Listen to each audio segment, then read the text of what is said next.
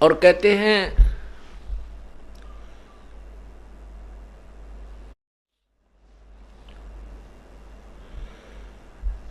परमात्मा कहते हैं कि सब ही राम नाम राम जपत हैं जान मुक्ति को धाम। और श्री राम ने वशिष्ठ गुरु किया, उनको भी दिया उन्होंने ओम नाम। आप तो श्री रामचंद्र जी को भगवान मान के, मोक्ष के दाता मान के राम राम की पूजा करते हो, श्री राम सीता राम राधे श्याम। कहते हैं उस राम ने भी वशिष्ठ मुनि से उपदेश लिया और वशिष्ठ मुनि ने उसको ओम नाम दिया। तो तुम कितने सच्ची भक्ति कर रहे हो, तुम तो वो भी भक्ति ना कर रहे जो राम करा करता।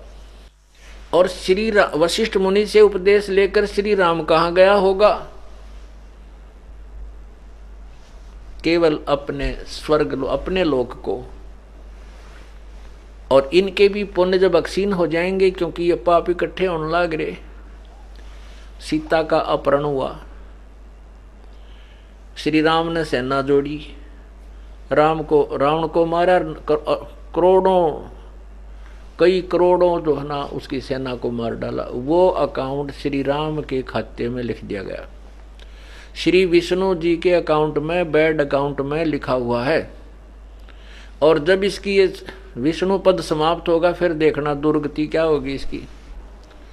ये जीव संज्ञा में है। अब वर्तमान में भले ही यहाँ के शासक हैं, लेकिन न्याय कानून से बाहर नहीं है, विधान का परमात्मा के विधान से बाहर नहीं है। परमात्मा के विधान से बाहर वही होगा जो पूर्ण परमात्मा की शरण में, तत्वदर्शी संत की के माध्यम से उसकी शरण में आएगा और आजीवन सत्साधना करेगा, सब मर्यादाओं में रहेगा। केवल वही इस काल के विधान से बाहर होगा। सुर नर मुनि जन 33 करोड़ी, बंदे सभी निरंजन डोरी। सुर नर जितने भी देवता हैं, साधक हैं, ये सभी काल की डोर से बंधे हुए हैं।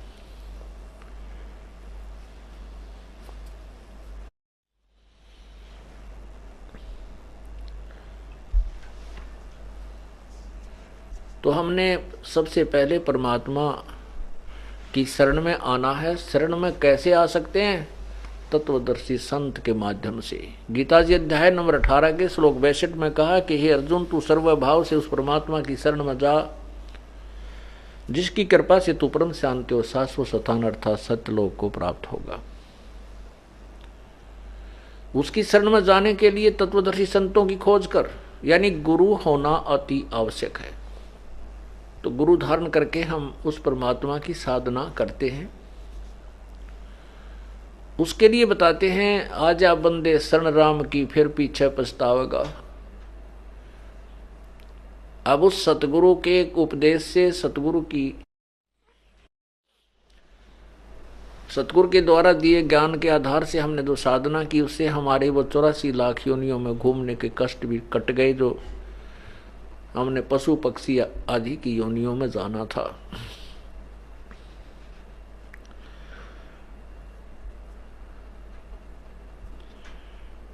अब क्या बताते हैं कि आजा बंदे शरण राम की, फिर पीछे पछतावेगा। ये बालू की भीत पवन का खंबा, भाई कब लग खैर मनावेगा। ये शरीर आपका इतना कमजोर है, जैसे बालू रेत मिट्टी जो आज की यहाँ बरुआड़ा के टिब्बिया में देखो आप, इससे कोई दीवार बना दी जा 5-7 फुट की, वो बिल्कुल अस्थायी होती है, कति कमज़ोर होती है। कोई पशु का धक्का लग जा तो गिर जा, तेज हवा आ जा तो उसके हवा से कट कर गिर जा, वर्षा आ जा तो सारी बह जा, यानी इतनी कमज़ोर दीवार होती है। ऐसे ही ये शरीर की उससे तुलना की है कि ये 5 तत्वों से बना हुआ तेरा पुतला इतना कमज़ोर है, और ये पवन से रुका हुआ है, श्वास से चल रहा है, कहते हैं बालू की भीत पवन का खंबा कब लग खैर मनावेगा, आज हम तेरे घट न घेरे तू राम कह ना पावेगा। जो परमात्मा की भक्ति नहीं करते उनकी जुबान बंद कर दी जाती है। और उसमें उसको क्योंकि पहले अभ्यास किया नहीं, ऐसे ही ऊट पटांग बातें उसको याद आती है।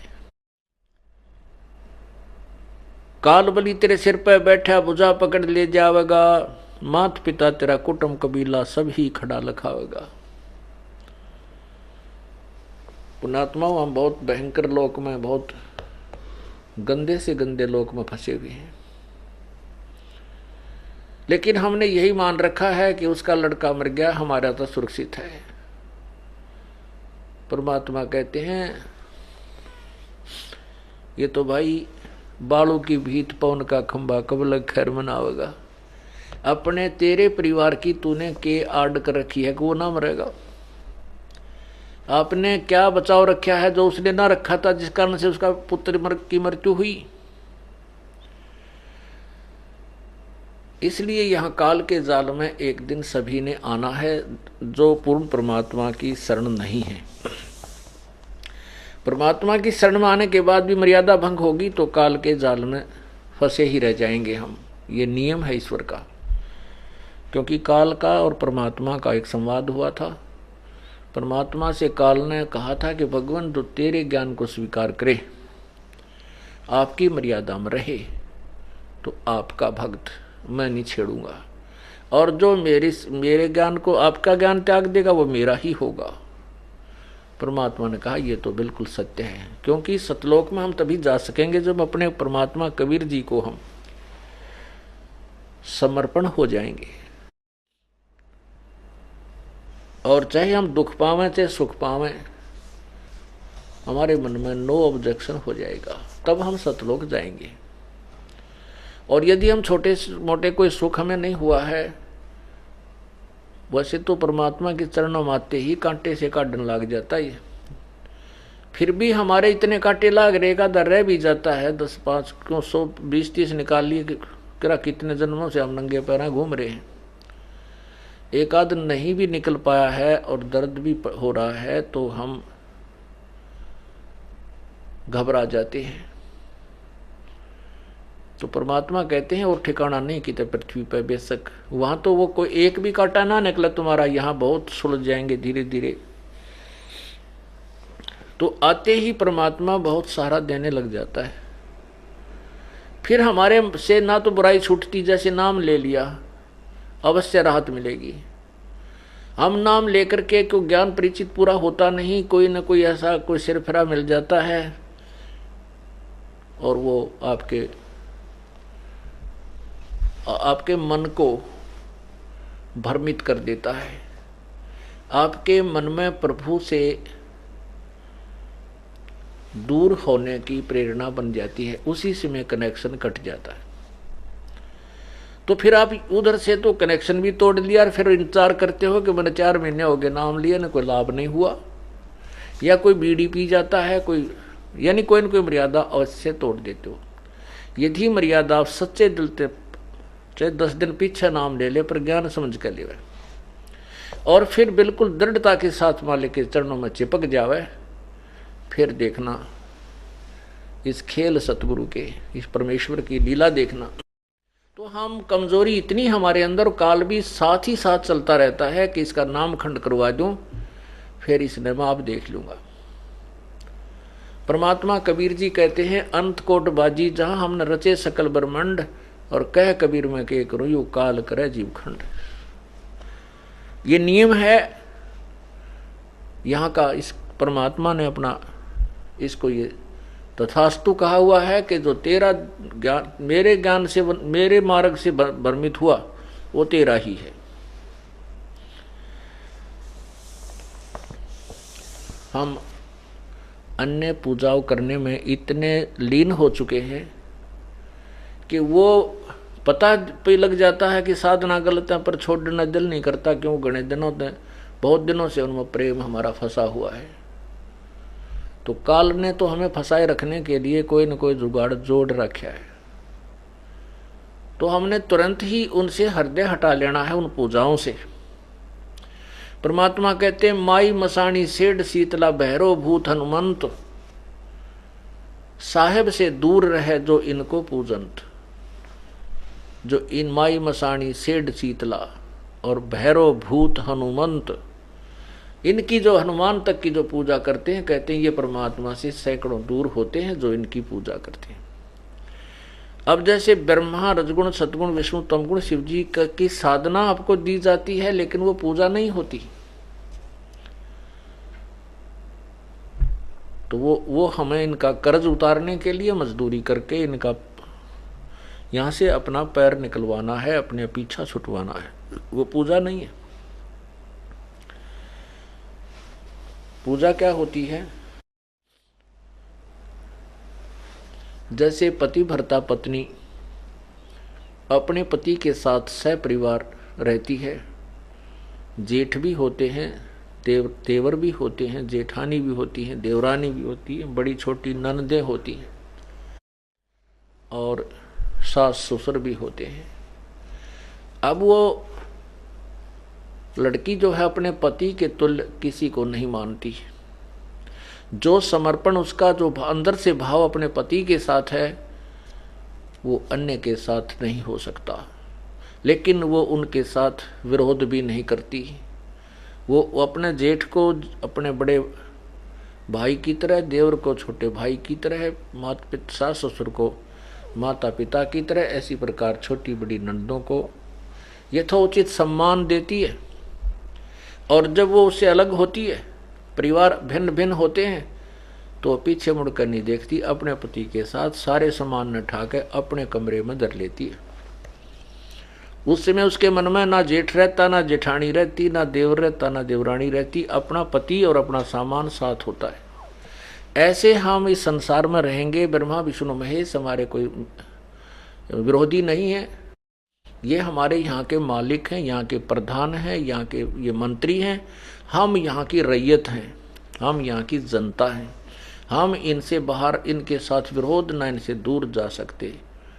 जैसे हम विदेश में गए हैं तो वहाँ के मंत्री हैं, जो भी अधिकारी हैं, हम उनके अंतर्गत हैं, लेकिन हमारा उद्देश्य वहाँ से बाहर निकलने के लिए उनके साथ मित्रता, उनके कानून में रहते हुए अपने सभी कार्यों को छोड़ जाकर अपने स्वदेश आना होता है। ऐसा हम इनको समझना है। जैसे पूर्ण परमात्मा का ज्ञान होने के बाद हमारे को ये बुरे नहीं लगते, लेकिन इनकी अक्षमता का पता लग जाता है। गीता जी अध्याय नंबर 2 के श्लोक 46 में लिखा है कि जब बहुत बड़े जलाशय की प्राप्ति के उपरांत छोटे जलाशय में जैसी आस्था रह जाती, ऐसी ही जब तू पूर्ण परमात्मा के बारे में जान जाएगा अर्जुन, फिर तेरी आस्था अन्य भगवानों में, अन्य ज्ञान में ऐसी रह जाएगी। गीता जी अध्याय नंबर 2 के श्लोक नंबर 46 में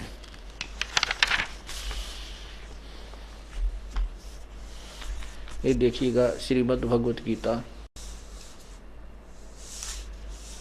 और इसके अध्याय नंबर 2 और श्लोक नंबर 46 में लिखा है कि सब ओर से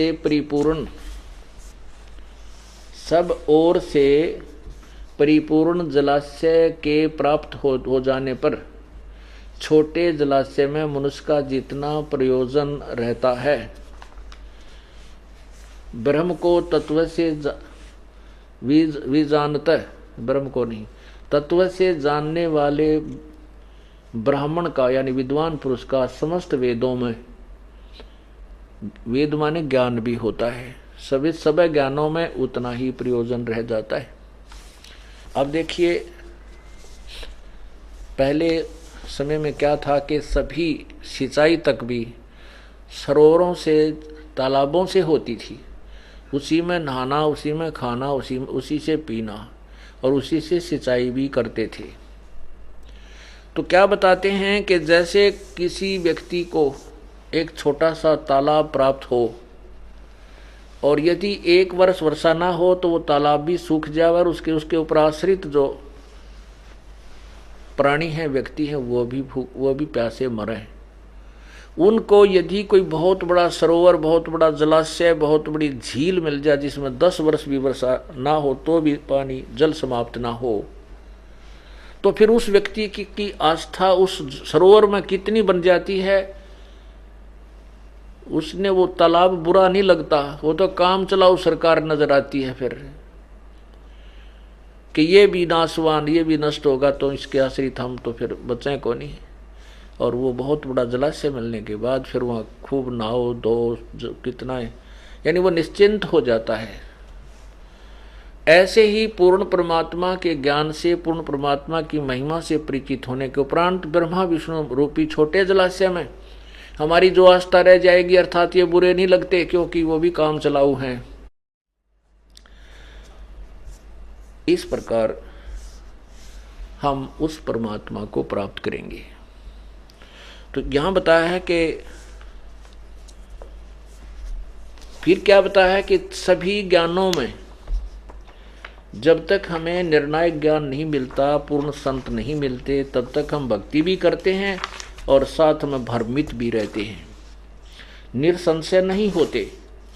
अब देखिएगा अध्याय नंबर 2 के श्लोक नंबर 53 में कहा है कि अर्जुन, तेरे नाना प्रकार के भ्रमित करने वाले ज्ञान से जब तेरी बुद्धि हटकर एक तत्व ज्ञान पर टिक जाएगी तब तो तू योगी होगा। योगी माने साधक। तब तो भक्ति के योग्य बनेगा, भगत बनेगा। ये देखिएगा अध्याय नंबर 2 और श्लोक नंबर 53।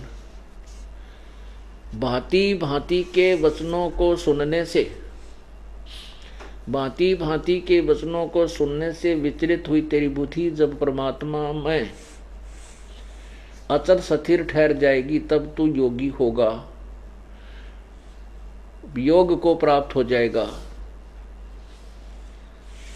कहने का भाव क्या है कि भांति भांति के वचनों को सुनने से तेरी विचलित बुद्धि, अब भांति भांति के वचनों को सुनकर बुद्धि परमात्मा में कैसे डटेगी, यानी पूर्ण तत्व ज्ञान सुन जाएगा। जब एक स्थान पर टिक जाएगा उसमें फिर नथिंग एल्स हो जाएगा, तब तो तू योगी होगा, भक्त होगा, साधना के योग्य होगा, स्टार्ट करेगा। अन्यथा जो साधना करते हैं उनको गुरु भी ऐसे मिले हुए हैं जो वेद ज्ञानहीन हैं और उनके सब की थ्योरी भी आपस में डिफर करती है, उनके वचनों में दिन रात का अंतर है। कहते हैं जब तुझे तत्व ज्ञान प्राप्त हो जाएगा और फिर तेरी बुद्धि केवल एक परमात्मा में, पूर्ण परमात्मा में स्थिर हो जाएगी उस ज्ञान के आधार से, तब तो तू योगी होगा।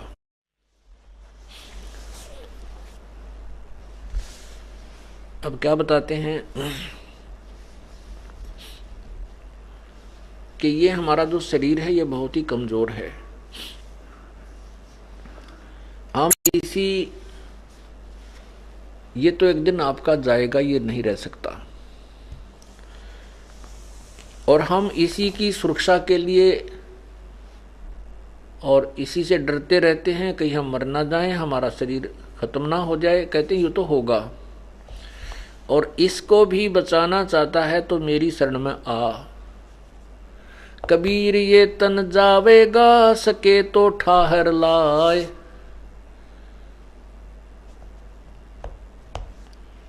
ये शरीर तेरा जाएगा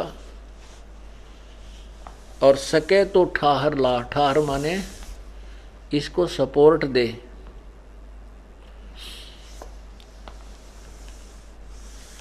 उसके लिए क्या सपोर्ट बताई है कि एक सेवा कर साधु की और गोविंद के गुण गा।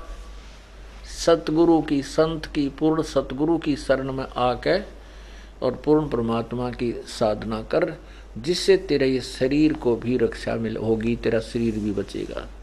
कबीरा ये तन जाएगा, सके तो ठाहर ला। जैसे पुराने समय में क्या होता था कि एक कड़ियों की छात होती थी, कड़ी बैटन, वुडन बैटन, और उनमें से कोई कड़ी टूटने को हो जाती थी, बिल्कुल क्रैक हो जाता था, पूरी तरह उसमें थ्रेड आ जाती थी, तो उसके नीचे एक ठाहर लाया करते थे, सपोर्ट नीचे से अन्य कड़ी की मजबूत सी कोई बल्ली टाइप, उसका नीचे लाकर नीचे ईंट ठोक कर और उसको उसके सपोर्ट दे देते थे, और वो कड़ी फिर मनमाना 20 वर्ष रह जाती, चल जाती, वो छत गिरती नहीं। तो परमात्मा कहते हैं आपका ये शरीर एक दिन जाएगा, जितना समय आपका ये श्वास गिनर का डाल रखे हैं उस दिन ये जाएगा। इसको भी अगर तू बचाना चाहता है तो मेरी शरण में आ। परमात्मा कहते हैं बंदी छोड़ के मेरी शरण में आ। उसको ठहर लगा। ठहर कैसी लगेगी? जैसा आपने ऋग्वेद मंडल नंबर 10 सूक्त नंबर 161 161 के मंत्र नंबर 2 और 5 में पढ़ा कि यदि प्राणी साधक की भक्ति जो करता है उसका यदि आयु भी समाप्त होगी हो, जीवन शेष रहा ना हो, उसको भी परमात्मा 100 वर्ष की आयु प्रदान कर देता है। और फिर आगे जो आंखें आदि अन्य इंद्रियां भी तेरी नष्ट होने का संयोग हो, तेरे संस्कार हो, हे पुनर्जीवन प्राप्त प्राणी तू समर्पण कर मेरे अंदर, पूरा विश्वास कर, मेरी सतभक्ति कर, फिर तेरी सभी अंगों की रक्षा भी करूंगा।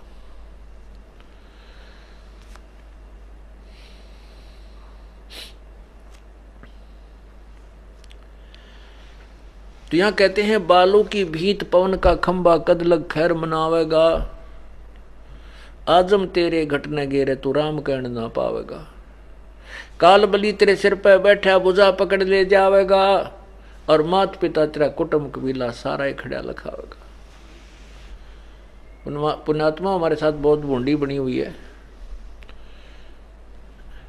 आज उस व्यक्ति से मिलकर देखना जिसको कैंसर डिक्लेयर कर दी गई हो, और क्या उस परिवार की स्थिति है, क्या उस व्यक्ति की दशा होगी। परमात्मा कहते हैं हिड़की दे दे रोएगी सुरता जब तू चल लेगी अकेली। अब वो अपने अंतिम दिन गिन रहा है कि अब जाना पड़ेगा। और जिसको ये तकलीफ कोई नहीं है, जिसको अभी सिग्नल मिला नहीं तेरे जाने का, वो अंडी पा क्या फिर है। वो धरती आकाश एक किए फिरता है, गुट्टी लावे बकवाद करे, पता नहीं कितनी कितनी ठगी करे, सारा दिन बकवादों में दिन खो देता है, और फिर जब उस पर संकट आता है फिर रोता है। इसलिए परमात्मा हमें पहले ही आगाह करते हैं, धर्मराय तेरा लेखा मांगे वहां के बात बनावेगा, लाल खंभ से बांधा जा बिन सतगुरु कौन छुटावेगा। धर्मराय तेरा लेखा लेगा, वहां की बात बनावेगा। अब यहाँ तो कहते हैं भाई सत्संग में ना आया, कितने दिन में आया भगत ने कहा जी 6 महीने में आया। भाई आया करो। देखो जैसे जो बच्चा स्टूडेंट हो गया उसको प्रवेश प्राप्त हो गया और वो फिर लेक्चर शॉर्ट करेगा तो कैसे बात बनेगी, फिर वो इधर की उधर की बातें बनाने लगता है। ऐसे हो गया था जी, छुट्टी ना मिली, नो हो गया था, काम घना था, भैंस भी आ गई थी, यानी पता नहीं कि कोई कारण बतावेगा झूठा साचा। परमात्मा कहते हैं यहाँ तक तेरी सारी चलेगी, फिर वहां के बात बनावेगा। धर्मराय तेरा लेखा मांगे वहां के बात बनावेगा, लाल खंभ से बांधा जा बिन सतगुरु कौन छुटावेगा। ओए होए, वहां कहते हैं गर्म खंभ कति 100 टेम्परेचर से भी ऊपर, फारेनहाइट से भी ऊपर जो है वो ताते गर्म खंभ, लोहे के खंभे, और वहां तुझे बांध करके रस्सों से उसके चिपका दिया जाता, तेरा शरीर चढ़ चढ़ करता है। अब हमारे ये बुद्धि इतनी कमजोर हो गई है, हम सोचते हैं कि ये शरीर तो यहाँ रह जाता, वहां किसको बांधते हैं, ये सब बकवादे हैं, झूठ हैं, कपट है। नहीं, परमात्मा कहते हैं ये कवर तो ऐसा है जैसे सर्प के ऊपर कांचली होया करे, कांचुली आपने देखी हो। ये जो हमारा शरीर जो आपको नजर आता है, इसके अंदर एक शरीर है, सूक्ष्म शरीर है। सर्प की कांचुली और सर्प में कितना अंतर है, इसलिए सूक्ष्म शरीर में प्राणी रहता है, उसमें और इस कवर में इतना ही अंतर जानना। तो उस प्राणी को सूक्ष्म शरीर में सब दुख होते हैं, गर्मी भी, सर्दी भी, उसको मानसिक परेशानियां भी ज्यों की त्यों रहती हैं, क्योंकि ऊपर तो एक कवर है, ये कपड़ा पहन रखा है हमने, जैसे इस स्थूल शरीर के ऊपर ये कपड़ा, इसके ऊपर अंदर जो सूक्ष्म शरीर है उसके ऊपर ये कपड़ा परमात्मा ने एक और हमारे मंड रखा है। तो उसमें हमें सभी कष्ट होते हैं।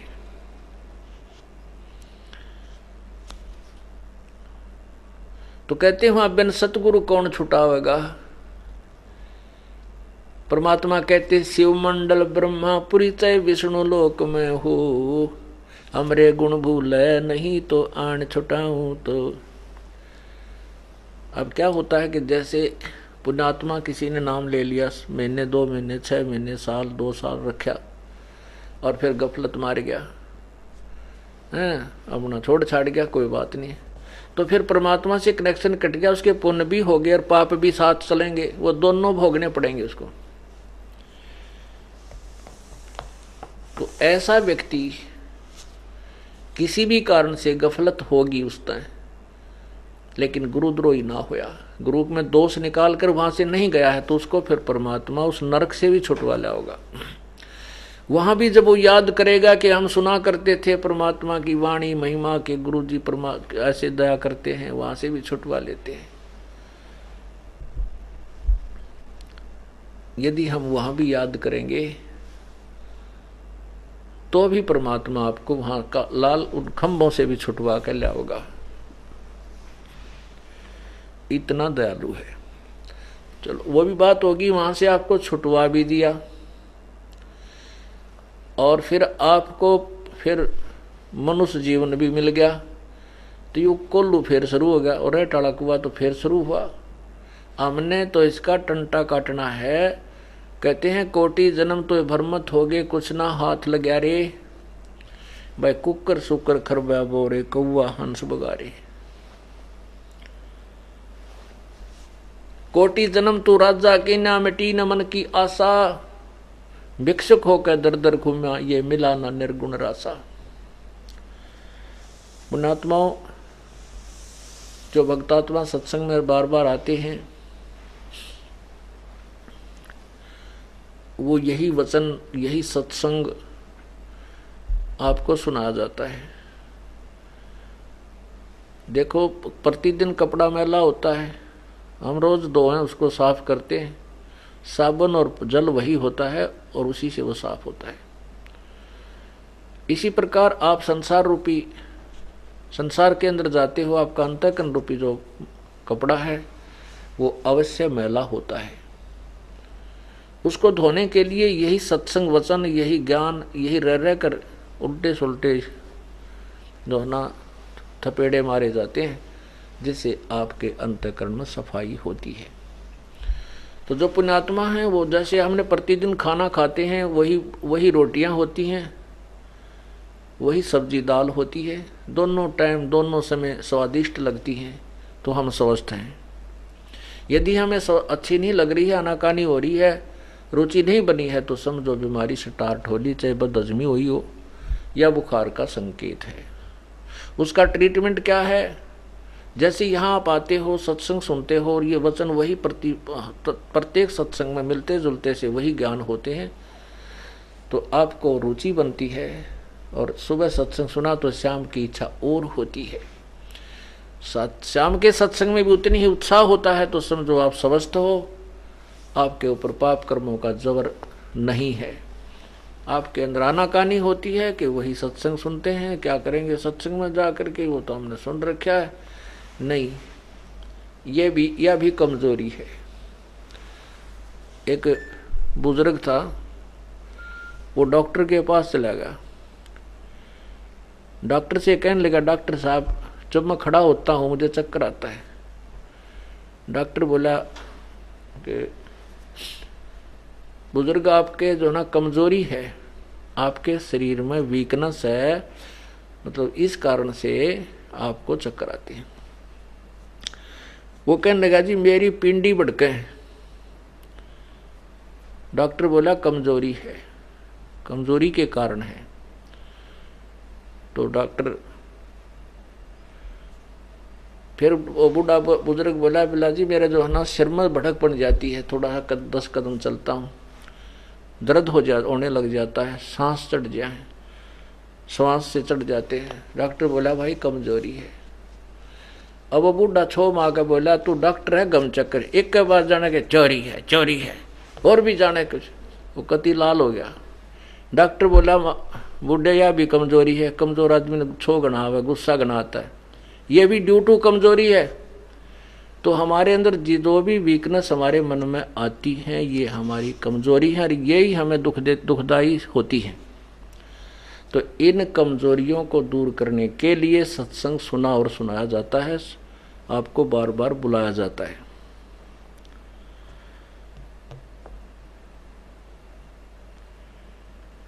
अब क्या बताते हैं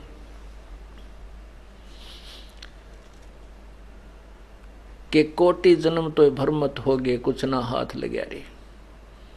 इन बातों को, इस ज्ञान को अपने गांठ बांध लेना। इस दास के लिए ये शब्द जो आपको बार बार सुनाता रहता हूं, ये एक वरदान बना। बहुत गहराई तक सोचा कि अब हम, ये दास जेई की नौकरी करता था, 2 रोटी टाइम पर मिल रही थी। अब ये सोचता था कि मैं इस जीवन में और कितना जोड़ सकता हूं। मान लीजिए 1-2 कोठी और भी बना लूंगा। परमात्मा कहते हैं तू तो इंद्र कुबेर ईश की पदवी, ब्रह्मा वरुण धर्मराया,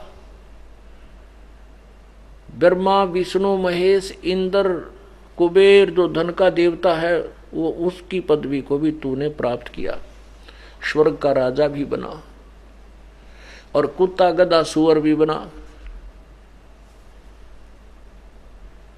तो तुझे कुछ ना हाथ लगे रे। अब जैसे महावीर जैन जी का इतिहास आपने देखा, वो ज्ञान, वो साधनाएं जो हम करते रहे, वो असंख्यों जन्म हो गए हमने वो साधना करते रहे, ऐसे ऐसे कष्ट उठाते न, लेकिन हमारा जन्म मृत्यु का दीर्घ रोग कटा नहीं। महावीर जैन जी की कैसी दुर्गति हुई, थोड़ा सा संकेत आपको देता हूं। और ऐसी साधना तो आप भी नहीं कर सकते जितनी कठिन साधना इन महापुरुषों ने की है। ये देखिएगा, आओ जैन धर्म को जाने।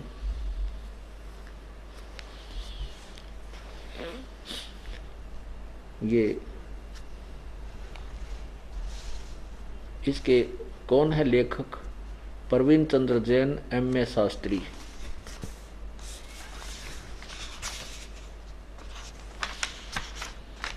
आओ जैन धर्म को जाने। और लेखक हैं प्रवीण चंद्र M.A. शास्त्री, जम्बूद्वीप हस्तिनापुर। प्रकाशक है श्रीमती सुनीता जैन, जम्बूद्वीप हस्तिनापुर, मेरठ उत्तर प्रदेश में। इसके 293 से 294 पृष्ठ पे 293 से 296 तक इसका महावीर जैन जी का इतिहास है। पृष्ठ 293। श्री महावीर भगवान के अन्य कौन कौन से नाम हैं? उत्तर 5 अन्य नाम है: वीर, अतिवीर, सन्मति, महावीर और वर्धमान। अब आगे चलिए। श्री महावीर भगवान के जीवन का कथन कहाँ से प्रारंभ होता है? पुरुरवा नामक भील की पर्याय से, यानी जीवन से। पुरुरवा नामक भील से। पुरुरवा भील कौन था और उसने क्या किया? उत्तर, पुष्पकलावती देश की पुंडीकरणी नगरी में वह भीलों का राजा था। उसने सागरसेन मुनिराज से धर्म मदमास मधु का त्याग व्रत लिया था, जिसे जीवन पर्यंत पालन किया। श्री महावीर भगवान का जीव पुरुरवा भील की पर्याय से कहाँ गया? वो पहले सौधर्म स्वर्ग में 1 सागर की आयु वाला देव हुआ। पहले स्वर्ग के बाद श्री महावीर भगवान का जीव किस पर्याय में गया?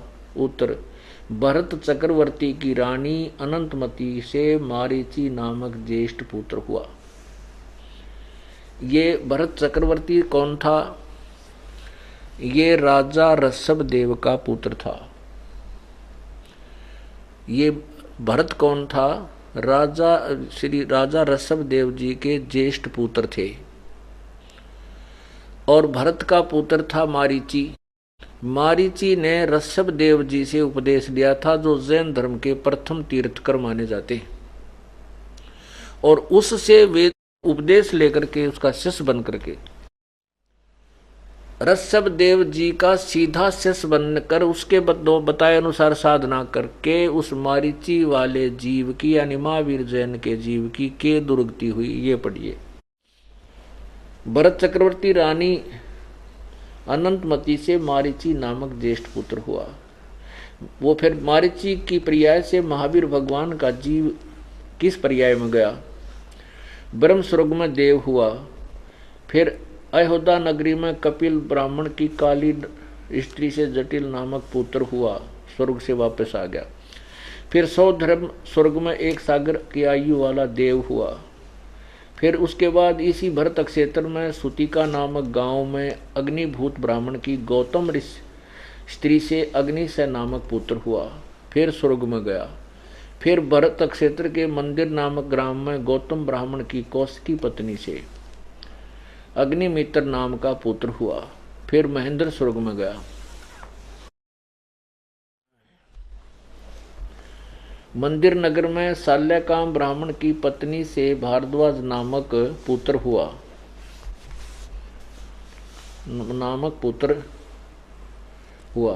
अच्छा, फिर महेंद्र स्वर्ग में देव हुआ। फिर इतर नगोदिया में एक सागर की आयु वाला निगोदिया जीव हुआ।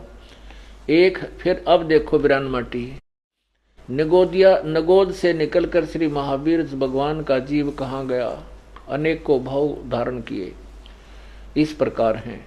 1000 आक वृक्ष के भाव, 80,000 सीप के भाव, 20,000 नीम के भाव, 90,000 बार केले के वृक्ष के भाव, 3,000 बार चंदन वृक्ष के भाव जीवन, 5 करोड़ बार कनेर वृक्ष के भाव, 60,000 बार वैश्या के भाव, 5 करोड़ बार शिकारी के भाव, 20 करोड़ बार हाथी के भाव, ओए होए, 60 करोड़ बार गधे के भाव, ओए होए, 30 करोड़ बार कुत्ते के भाव, और 60 करोड़ बार नपुंसक के भाव, 20 करोड़ बार स्त्री के भाव, 90 लाख बार धोबी, 8 करोड़ बार घोड़े के भाव, 20 करोड़ बार बिल्ली म्याऊ म्याऊ, और 60 लाख बार गर्भपात के मरण, 80 लाख बार देव प्रयाग को प्राप्त हुआ।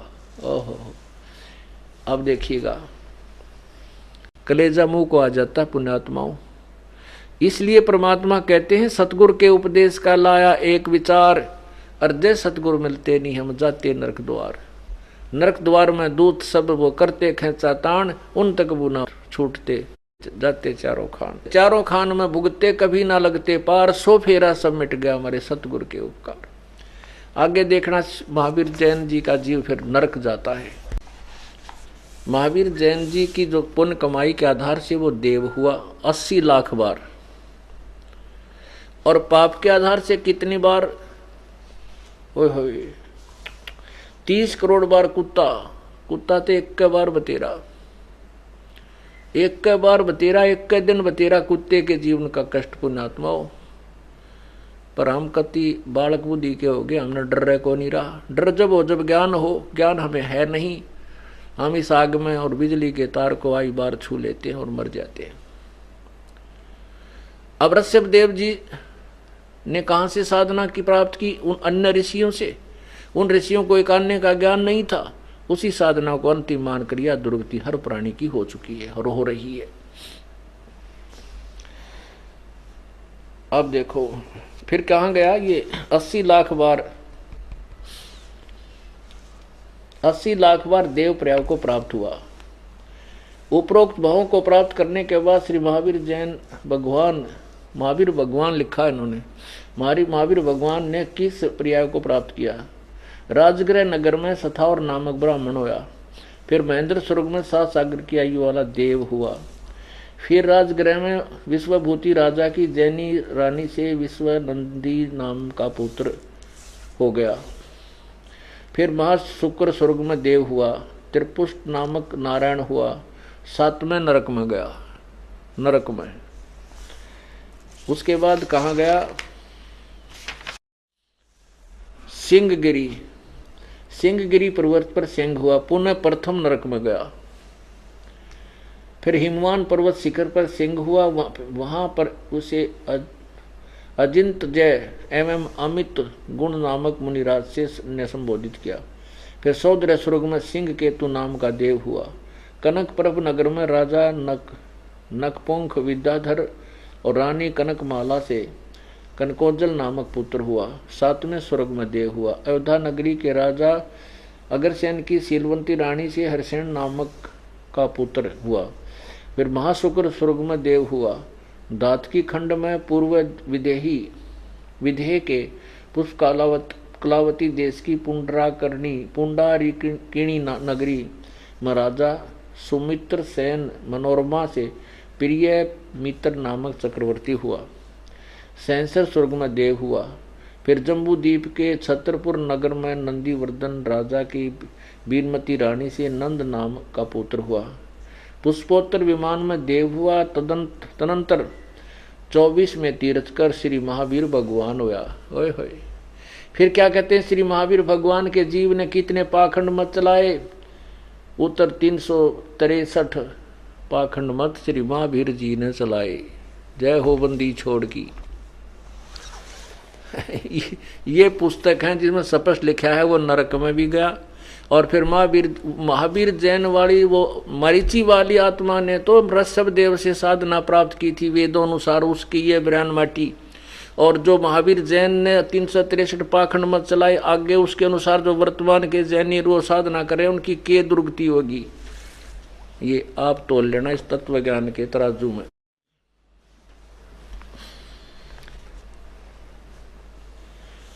अब परमात्मा कहते हैं सतगुरु के उपदेश का लाया एक विचार, जय सतगुरु मिलते नहीं जाते नरक दुआरे।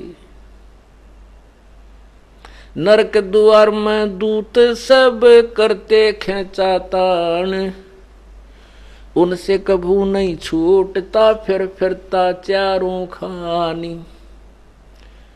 चार खानी में भरमता कभू न लगता पार, सो फेरा सब मिट गया हमारे सतगुरु के उपकार। अब उस सदगुरु की क्या महिमा करूं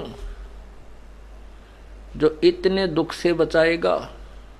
7 समुद्र की मसी करूं, लेखनी करूं बन राय, धरती का कागज करूं गुरु गुण लिखा न जाए। सतगुरु के सिजदा करूं कर्म छुटाए कोटि, जो सतगुरु की निंदा करें फिर जम तोड़ेंगे होठ। ऐसे संत की के ऊपर कुर्बान जाऊं जिसने इतने करोड़ों झंझटों से हमें बचा दिया। और ऐसे संत की जो निंदा करता कहते उसके यम के दूत होठ फोड़ेंगे, उसको बेरहमी से पीटा जाएगा, उसकी वो दुर्गति होगी वो सोच भी नहीं सकता। तो हमें सबसे पहले भक्ति मार्ग में परम संत तत्वदर्शी संत की आवश्यकता होती है, तभी हमारी भक्ति प्रारंभ होती है और सफल होती है। बोलो सतगुरुदेव।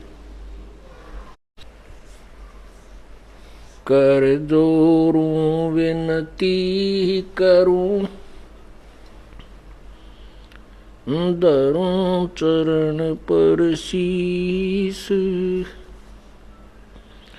गुरु राम देवानंद जी महाराज ने दियो नाम बख्शीस।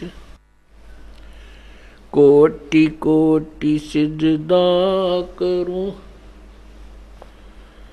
कोटि कोटि प्रणाम, चरण कमल में राखियो, मैं बांदी जाम गुलाम।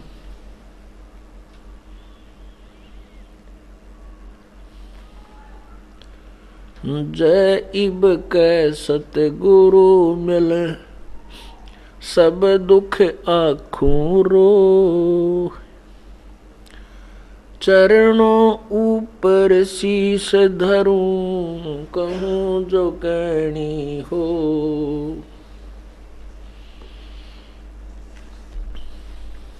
गुरु जी तुम ना भूलियो, चाहे लाख लोग मिल जाएं, हमसे तुमको बहुत है, तुमसे हमको नहीं। तुम्हारे विसारे क्या बने, मैं किसकी शरण में जाऊं। शिव बिरंच मुनि नारदा, तिनके हृदय न समाऊं। अब गुण किए तो बहुत किए, करत न मानी हारे। बावे बंदा बख्श दियो, बावे गर्दन उतारे। अब गुण मेरे बाप जी, बख्शो गरीब नवाज। जो मैं पूत कपूत हूँ, बोर पिता को लाज। मैं अपराधी जन्म का, नक्सक भरे विकार। तुम दाता दुख भंजना, मेरी करो संभारे। कुत्ता तेरे दरबार का, मोतिया मेरा नाम। गले प्रेम की जेवड़ी, जहाँ खेचो वहाँ जाऊं मैं। तो करो तो बावड़ू, दूर दूर करो तो जाऊं। ज्यों राखो त्यों ही रहूं, जो देवो सो खाऊं। परमपिता परमात्मा, सारी सृष्टि के रचनहार कुल मालिक, कबीर देव, कबीर परमेश्वर, कबीर साहिब,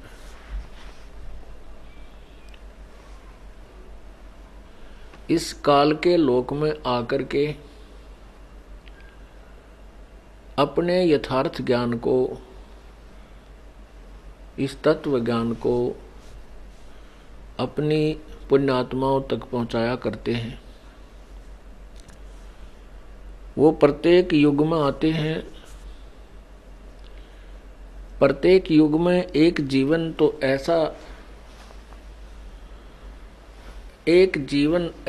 ऐसी लीला करते हैं जैसे एक मानव जीवन पूर्ण रूप से बचपन से लेकर वृद्ध अवस्था तक की भूमिका वो करते हैं।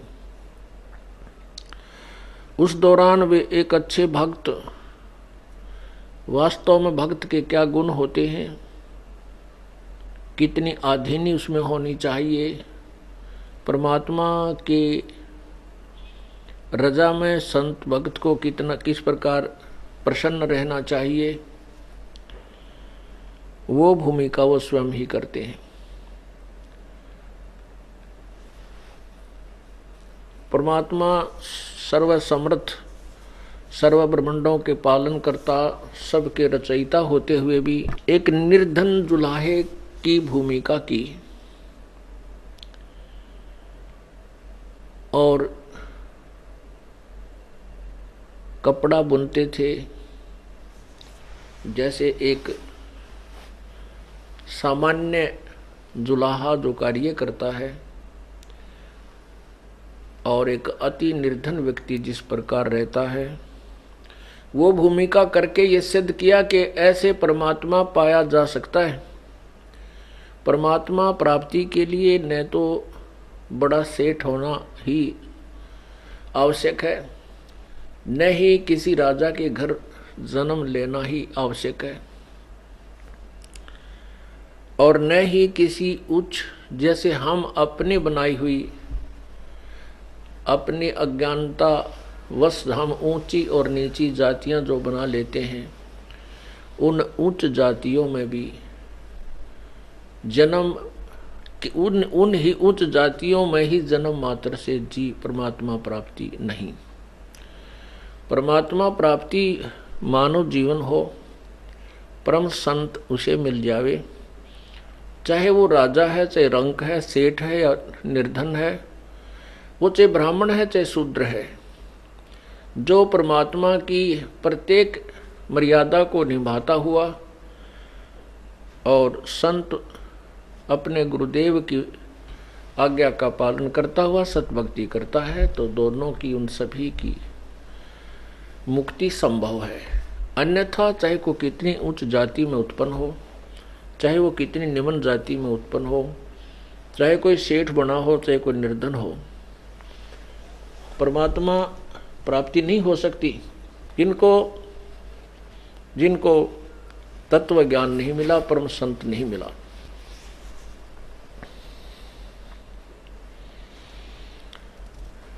परमेश्वर कबीर देव कबीर जी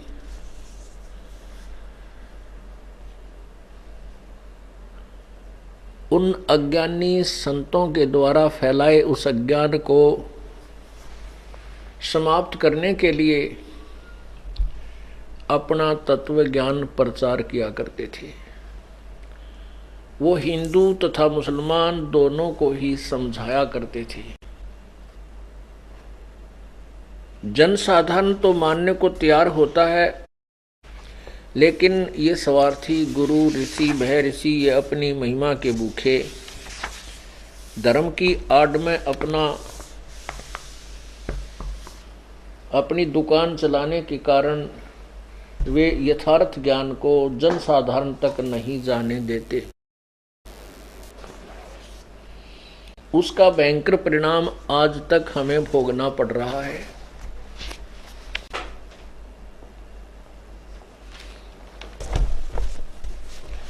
वो परमात्मा आकर के समझाया करते थे कि जो साधना आप जी कर रहे हो वो शास्त्र विरुद्ध है, और शास्त्र विरुद्ध होने से ये आपको हानिकारक है। गीता जी अध्याय नंबर 16 के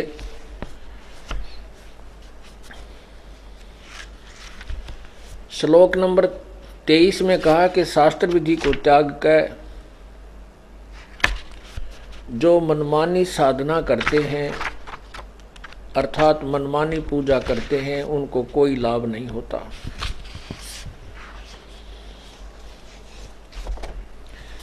उनको कोई लाभ नहीं होता, उनकी साधना न उनको सुख होता है, न उनको कोई गति होती है, और न ही उनका कोई कार्य सिद्ध होता है।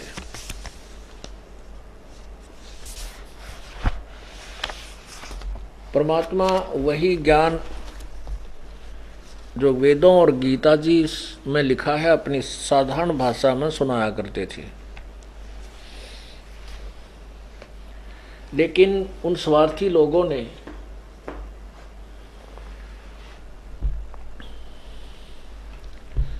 उन गुरुओं ने, मुल्ला और गाजियों ने, वो नकली ऋषि और महर्षियों ने, पंडित ब्राह्मणों ने, नकली पंडितों और ब्राह्मणों ने परमात्मा का भयंकर विरोध किया, जनसाधारण को भ्रमित कर दिया कि ये जुलाहा अशिक्षित है, ये झूठ बोलता है। सदग्रंथों में ऐसा कहीं नहीं लिखा है कि पाप कर्म कट जाते हैं, पाप कर्म समाप्त हो जाते हैं तथा प्रारब्ध कर्म भी नष्ट हो जाते हैं।